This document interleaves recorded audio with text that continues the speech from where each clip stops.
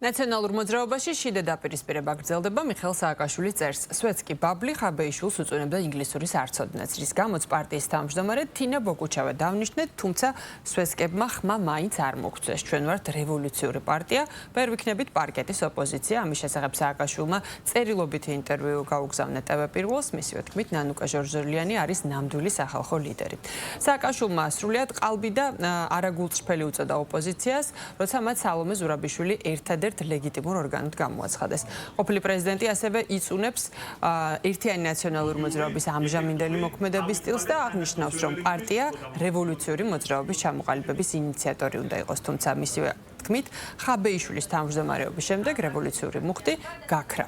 პარალელურად კი ერთიანი ნაციონალური მოძრაობის ორგანიზაციული განახლების გეგმა წარადგინა ანიწი თლიძემ პრეზენტაციას შეგახსენებთ, რომ არც მოქმედი თავმჯდომარე არ ისწრებოდა და არც სააკაშვილის მიერ დასახელებული ნანუკა ჟორჟოლიანი.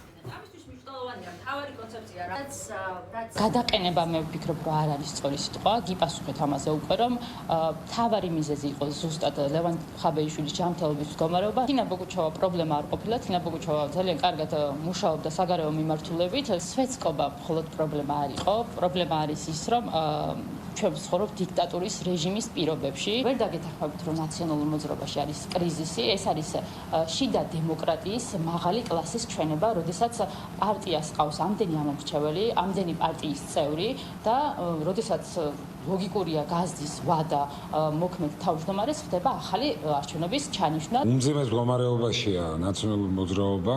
სააკაშვილის ამ იმპროვიზირებულმა ინტერვიუმ კიდევ კარგად აჩვენა ის ღრმა კრიზისი, რაც აქვთ ნაცებს დღეს, როგორ ყოფენ საზოგადოებას ბაბლებად, სვეტსკებად, არასვეტსკებად. დავალების მიმცემები დავალებას აძლევენ ნაცებს, თუმცა საქართველოში გატარებულმა შესაბამისმა საკანონმდებლო რეფორმამ, რომელიც გულისხმობდა გამჭირვალობის შესახებ კანონის მიღებას, გრანტების შესახებ კანონის შესაბამის კანონშრომლების შეტანას და ასე შემდეგ, აგენტურას დაფინანსებით თვალსაზრისით გაურთულა.